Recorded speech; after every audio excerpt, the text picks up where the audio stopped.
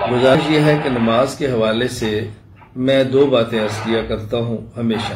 Number ایک، ہم نے ایک محنت کرنی ہے کہ امت کے ہر فرد کو نماز پہ لانا ہے، مرد ہو یا عورت۔ دوسری محنت کرنی ہے کہ ان کی نماز کو بچانا ہے۔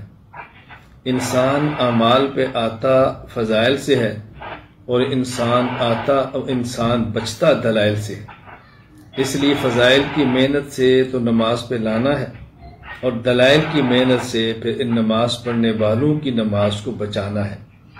ہم نے یہ بات سمجھانی ہے کہ نماز کی شریعت میں حیثیت کیا ہے، رسول اکرم صلی اللہ علیہ وسلم کی مبارک محنت اور آپ کے اس کی اہمیت کیا ہے۔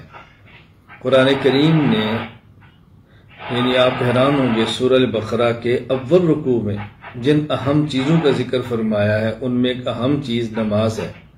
اور نماز کے بارے میں اللہ تعالیٰ قرآن کریم میں یہ نہیں فرماتے کہ سلو تم نمازیں پڑھو، بلکہ فرماتے ہیں اقیم الصلاۃ تم نماز کی پابندی کرو۔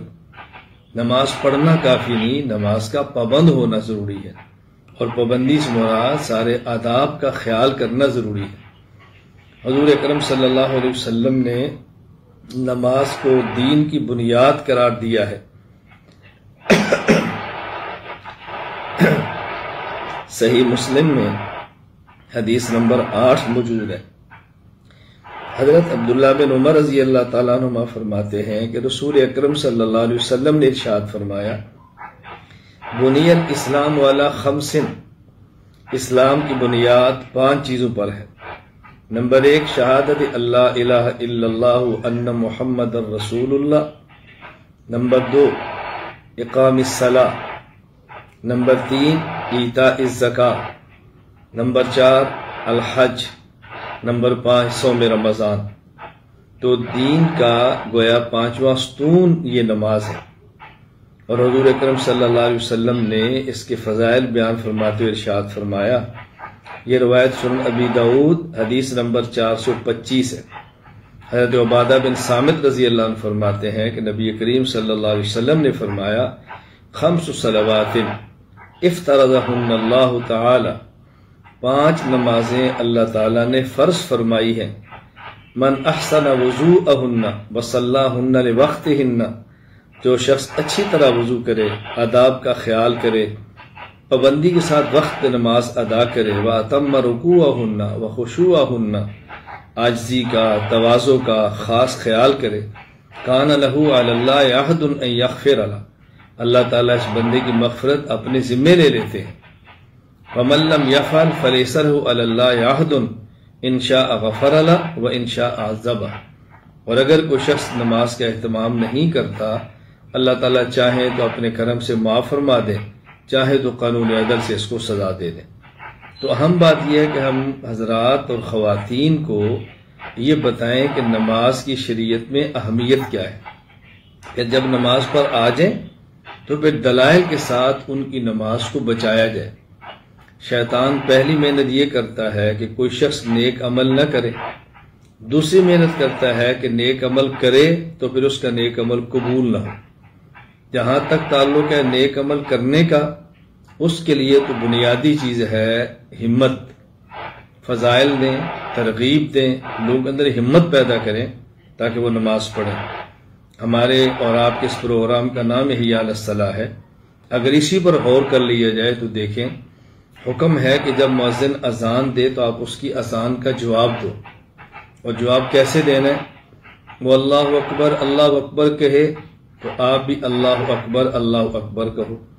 واشہد ان لا الہ الا اللہ کہے، آپ اشہد ان لا الہ الا اللہ کہو۔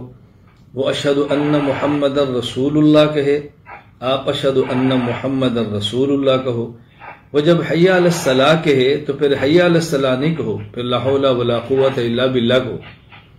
تو یہ حی علی الصلاۃ کے موقع پر یہ جواب کیوں بدلا ہے؟ یہ سمجھایا گیا ہے کہ اپنی زبان سے اللہ اکبر کہنا آسان ہے، اپنی زبان سے اشہد ان لا الہ الا اللہ کہنا آسان ہے، اپنی زبان سے اشہد ان محمد رسول اللہ کہنا آسان ہے، لیکن اس کے تقاضوں پر عمل مشکل تھا۔ اب فرمایا یہ کہو، لا حول ولا قوۃ الا باللہ، اے اللہ میں نے زبان سے تو کہہ دیا ہے، لیکن عمل کی توفیق تب ہوگی جب آپ طاقت دیں گے، آپ ہمت دیں گے، آپ کی یہ کرم اور فضل آپ کا میرے ساتھ ہوگا، ورنہ نہیں ہو سکتا۔ تو نماز پر آنے کے لیے بنیادی طور پہ دو چیزیں ہیں، اور یہ میں بڑے وثوق کے ساتھ کہتا ہوں۔ نمبر 1 ہمت، نمبر 2 اذان کا جواب سمجھ کر جیسے دینا چاہیے۔ میرے علم میں ایک شخص بھی دنیا میں ایسا نہیں ہے کہ جو اذان کا جواب دے اور سمجھ کر دے اور پھر وہ اذان سن کر مسجد میں نماز کے لیے نہ آئے، یا خاتون اور اذان کا جواب دے اور نماز نہ پڑھے۔ میرے علم میں ایک شخص بھی ایسا نہیں۔ بس یہ اذان کا جواب دینا سمجھا دے اور اذان کا جواب سمجھ آ جائے کہ ہم کیا کہہ رہے ہیں، تو اللہ تعالیٰ توفیق عطا فرما دیتے ہیں۔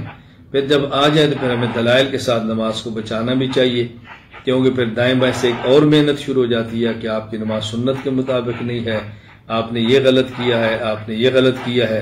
پھر ہمیں دلائل کے ساتھ سمجھانا چاہیے کہ ہماری نماز الحمدللہ سنت کے مطابق ہے، اور میری باقاعدہ اس پر مستقل ایک کتاب موجود ہے، نماز اہل سنت والجماعت، جو اردو میں بھی ہے، پشتو میں بھی ہے، اس وقت فارسی میں بھی ہے، انگریزی کے اندر بھی ہے، کئی زبانوں کے اندر بھی آ گئی ہے۔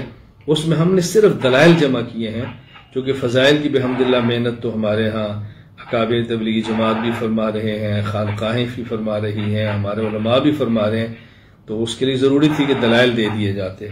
خیر میں نے عرض کیا، خلاصہ یہ ہے کہ ہمیں 2 کام کرنے چاہیے۔ نمبر 1 فضائل کے ساتھ نماز پہ لانا چاہیے، اور دلائل کے ساتھ امت کی نماز کو بچانا چاہیے۔